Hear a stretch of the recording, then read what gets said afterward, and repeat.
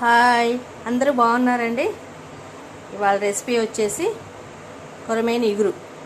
ఇందులో కొంచెం పసుపు, ఒక స్పూన్ కారం, కొంచెం అల్లం వెల్లుల్లిపాయ పేస్టు, ఉప్పు వేసి కలిపి ఒక 10 నిమిషాలు నానబెట్టిన తర్వాత కూర స్టవ్ మీద వేయటం మీకు చూపిస్తాను. కూరకు రెడీ చేసుకుందాం. గిన్నె పెట్టుకొని స్టవ్ మీద దీనిలో ఆయిల్ పోసుకున్నాను. ఇవ్వండి,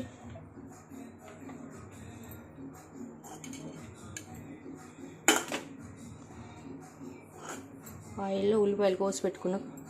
4 ఉల్లిపాయలు కోసి పెట్టుకున్నాను. 4 పచ్చిమిరపకాయలు కోసి పెట్టుకున్న ఉల్లిపాయ ముక్కలు గిన్నెలో వేసేసుకోండి.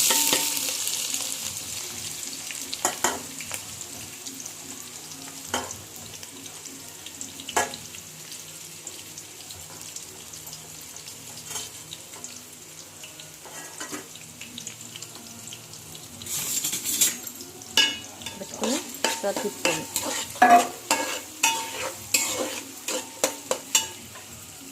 ఇందులో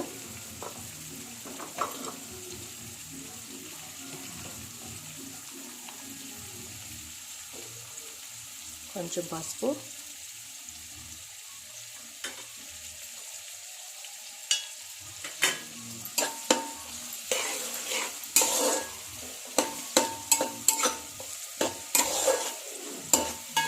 కలుపుకొని అట్లా ఉంచుకోండి. ఉల్లిపాయలు మగ్గిన తర్వాత అప్పుడు ఫిష్ ముక్కలు వేద్దాం.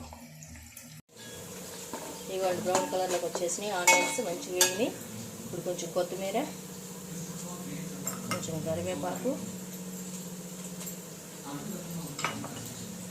ఒక స్పూను అల్లం వెల్లుల్లిపాయ పేస్ట్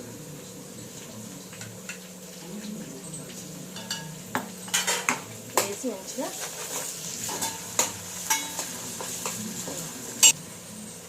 మిక్స్ అయిన తర్వాత మొత్తం కలిపేసుకున్నాక ఫిష్ ముక్కలు ఇందులో వేసేసుకోండి.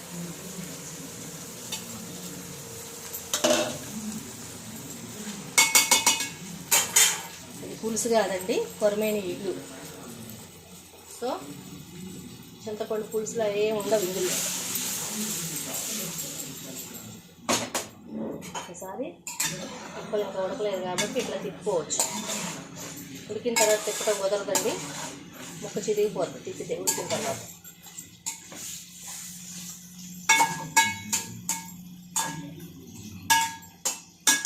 ఇప్పుడు ఇది మంచిగా మగ్గనివ్వండి. ఇప్పుడు ముక్కలు మంచిగా ఇట్లా ఎగిరిపోయినాయండి. ఇప్పుడు మనం గసగసాలు, కొంచెం చెక్క, 3 ఇలాచి వేసి పట్టుకున్న గ్రేవీ ఇది ఇందులో పోసేసుకోండి.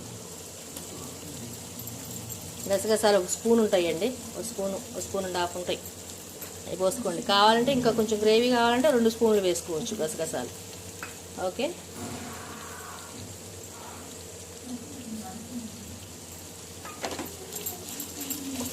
ఇట్లా కలిపేసుకోండి.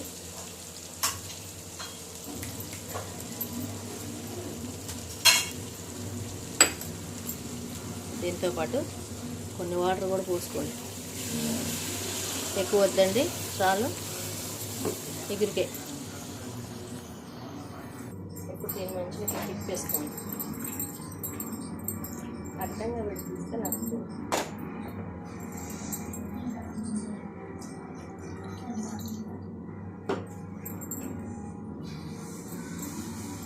ఇప్పుడు మళ్ళీ ఒకసారి ఉప్పు కారం చూసుకోండి మీరు. ఉప్పు కారం, కొంచెం చింతపండు ఏమి వేయరండి ఇందులో, ఓన్లీ ఇగురి.